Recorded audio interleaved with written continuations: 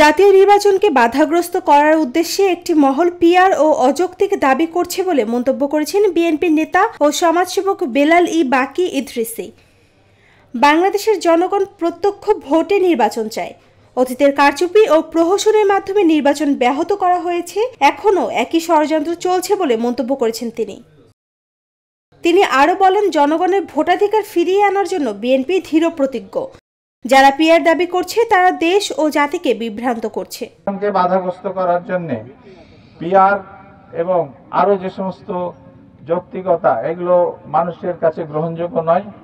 বাংলাদেশের জনগণ একটা প্রত্যক্ষ ডেমোক্রেসির মূল ভিত্তি হচ্ছে প্রত্যক্ষ ভোটে নির্বাচন, এবং যেটি আমাদের দেশে সাধারণত হয়ে আছে।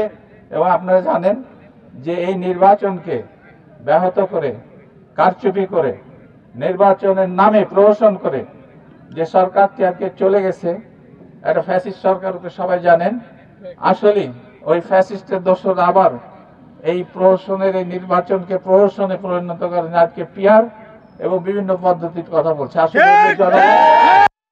জনগণ প্রত্যাখ্যান করেছে।